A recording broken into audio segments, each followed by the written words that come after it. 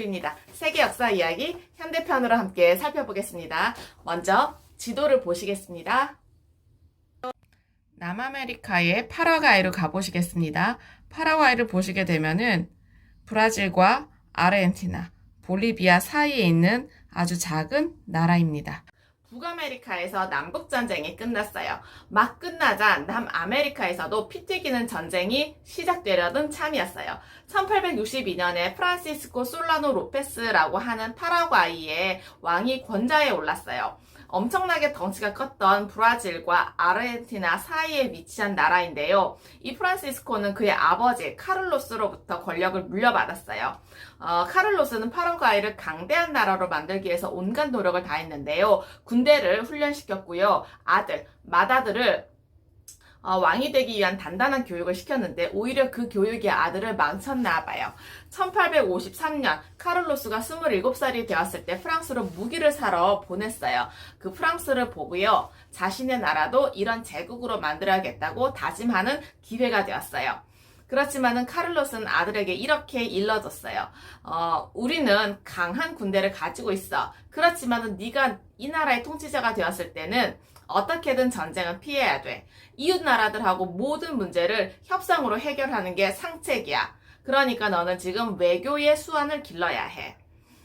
그렇지만은 1862년에 아버지가 죽고 권좌에 오른 프란시스코는요.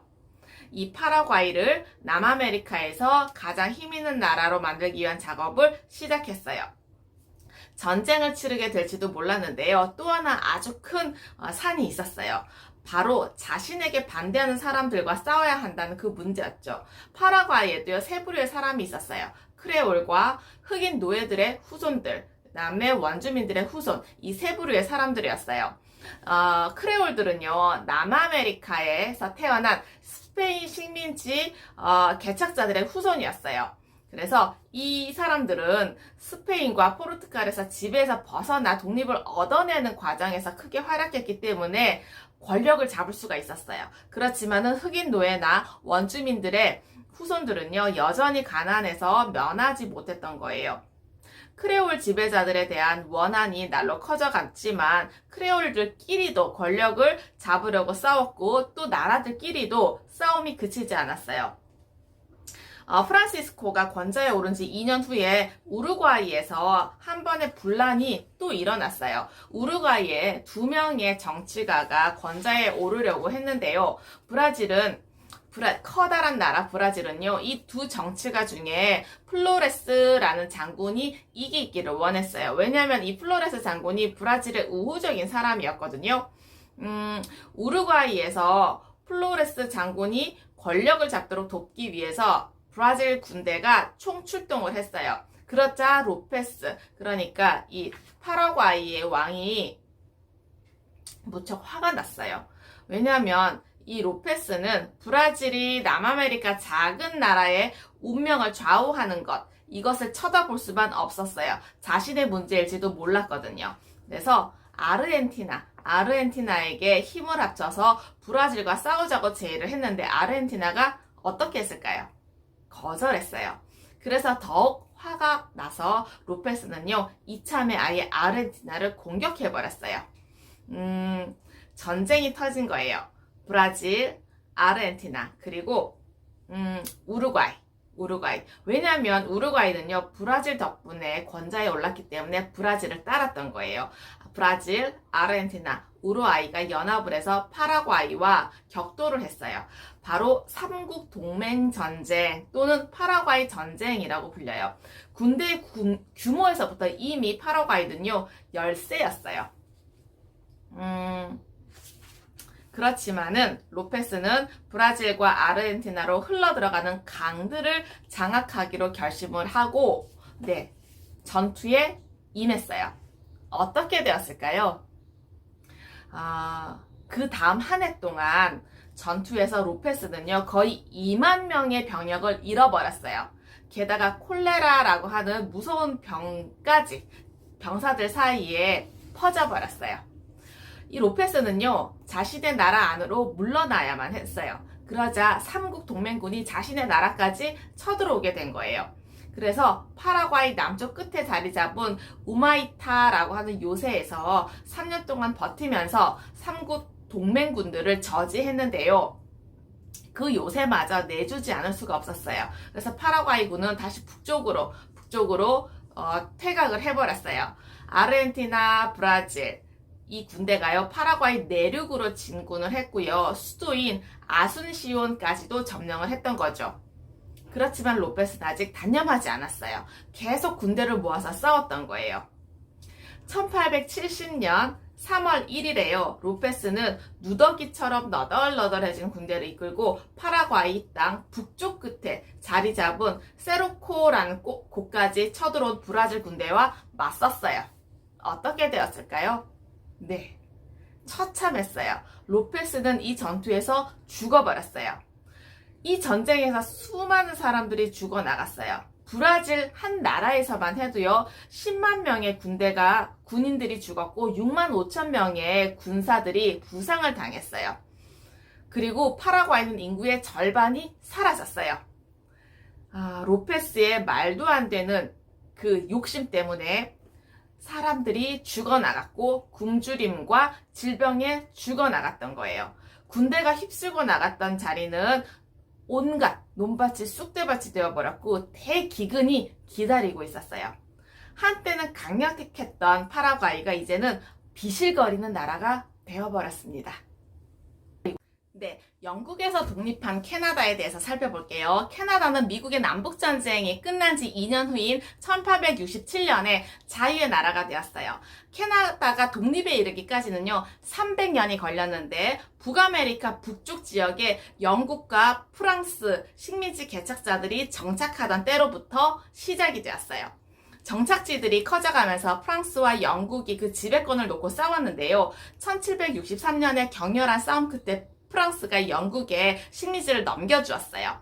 영국은 캐나다 식민지를 두 지역으로 나누었어요. 프랑스어를 사용하고 있는 퀘벡주, 여기를 하캐나다라고 불렀고 영어를 사용하는 온타리오주를 상캐나다라고 불렀어요. 모두 영국인 관리가 다스렸어요. 프랑스 사람들은 영국인의 지배를 받으면서도 프랑스어를 썼고 프랑스의 관습을 지켜냈어요. 1812년에 영국과 미국이 전쟁을 치루었을 때요. 캐나다는요. 어느 지역도 전쟁에 가담하지 않았어요. 그러면서 이 전쟁이 끝났을 때 1812년 전쟁이 끝났을 때 캐나다는요. 이대로 가다가는 대영 제국에서 영영 벗어날 수 없을지도 모른다라는 어떤 불안감이 있었어요. 프랑스계 캐나다 사람들은 이미 자기들 손으로 뽑은 지도자가 있었어요. 그리고 하캐나다 국민의회를 만들어두고 있었어요. 그렇지만은 법에 관한 모든 문제는 영국인 총독이 최종적으로 결정하도록 되어 있었던 거예요. 그러면서 국민의회가 제시하는 모든 것들은 무시당했어요.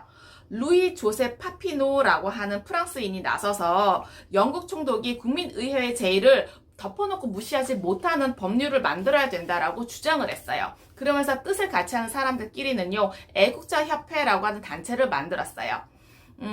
1837년에 프랑스계 캐나다 사람들은요, 무장봉기를 일으킬 계획을 세웠는데요. 이때 파피도는 다시 하캐나다를 돌아다니면서 연설을 했어요. 총을 들고 일어나기 전에 다시 한번 생각해달라라고 호소를 했던 거예요. 1837년 11월에 영국군이요, 애국자협회 지도자를 체포하러 갔어요. 그렇지만은 영국군은요, 거센 저항에 부딪혀서 퇴각하고 말았던 거예요. 그렇지만 영국이 단념할 리가 없잖아요. 바로 그때 상캐나다에서 윌리엄 리옹 맥켄지라고 하는 사람이 바로 지금이 기회다라고 하면서 일어났어요. 이 사람은 스코틀랜드 이주민의 후손인데 영국인 총독이 국민의회의 말에 전혀 귀를 기울이지 않는다면서 오랫동안 불만을 소리 높여왔던 사람이에요. 맥켄지는 바로 지금이 상캐나다 사람들이 들고 일어날 절호의 기회다라고 생각을 했어요. 대다수의 상캐나다 사람들은요, 영국과 맞서서 전쟁하고 싶지 않았어요. 영국은 캐나다의 식민지들을 고스란히 지켰지만은 여러 곳에서 반란이 일어났어요. 그러면서 영국 정부의 관리들은 놀랐어요. 왜 반란이 일어나는지 알 수가 없었거든요. 그러다 보니까 더럼백작이라는 사람을요, 캐나다로 보내서 어떻게 하면 봉기가 일어나지 않을지 한번 찾아봐라, 알아봐라 라고 보냈더니 이렇게 알아왔어요. 캐나다의 국민의회에 자치권을 주기만 한다면 캐나다는 반란을 일으키지 않을 것이다 라고 보고를 했던 거예요. 1860년도에 캐나다의 여러 주들은요, 힘을 합쳐서 연방정부를 만들자고 논의했어요. 대영 제국에 충성을 바치는 한편 독자적인 헌법, 독자적인 상원과 하원을 가진 독자적인 정부를 원했어요. 그런데다가 캐나다에서는요, 서부 지역의 땅이 아직 주인 없는 땅이었어요. 캐나다 사람들이 한데 뭉쳐서 그 지역을 자신의 땅이라고 주장하지 않는다면 어느 순간 미국이 차지해버릴지도 모른다고 우려를 했던 거예요.